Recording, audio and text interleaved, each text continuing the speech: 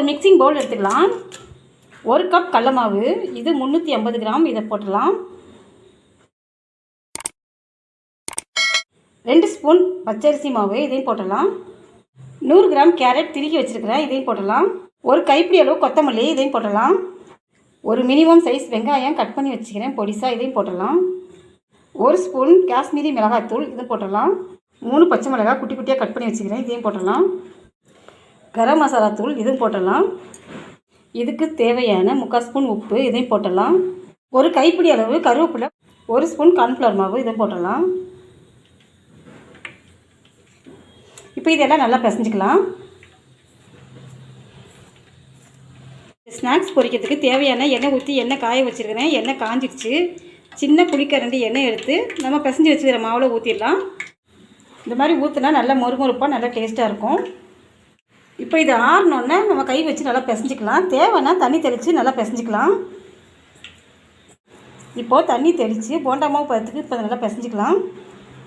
மாவு நல்லா பிசைஞ்சாச்சு. இப்போ இதை கொஞ்சம் கொஞ்சமாக எடுத்து எண்ணெயில் போட்டு சின்ன சின்னதாக பொரிச்சு எடுத்துடலாம். எண்ணெய் நல்லா சூடாக இருக்குது. நீங்கள் போண்டா மாதிரி நல்லா பெருசு பெருசாகவும் போடலாம், இந்த மாதிரி சின்ன சின்னதாகவும் போடலாம், உங்கள் விருப்பம் தான்.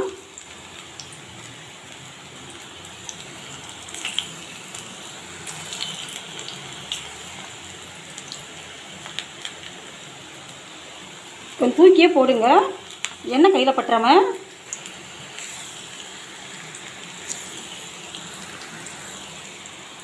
ஒன் சைடு வெந்துருச்சு. இப்போ இன்னொரு சைடு நல்லா திருப்பி போடலாம்.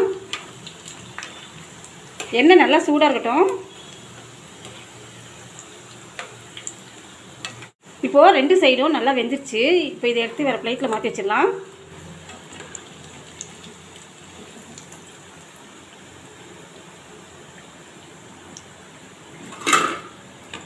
இப்போது அடுத்த பேட்சும் போட்டலாம். குட்டி குட்டியாக போடுங்க, அப்போ தான் சீக்கிரமாக உள்ளெல்லாம் நல்லா வேகும். இப்போது ஒன் சைடு வெந்துருச்சு. இப்போ இன்னொரு சைடு நல்லா திருப்பி போடலாம். இப்போது 2 சைடு நல்லா வெந்துருச்சு. இப்போ இதை எடுத்து பிளேட்டில் வச்சிடலாம்.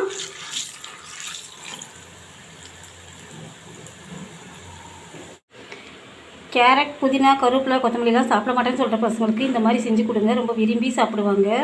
இந்த மலைக்கு மொறுமொறுன்னு ரொம்ப டேஸ்ட்டான ஒரு ஈவினிங் ஸ்நாக்ஸ் ரெடி ஆயிடுச்சு. இது ஒயிட் சட்னி, க்ரீன் சட்னியோட சேர்த்து சாப்பிடும்போது ரொம்ப அட்டகாசமாக இருக்கும். என்னோடய வீடியோ பிடிச்சிருந்துச்சுன்னா மை ஸ்வீட்டி சமையலுக்கு மறக்காமல் சப்ஸ்கிரைப் பண்ணுங்கள். இன்னொரு நல்ல வீடியோவில் சந்திக்கலாம். பாய்.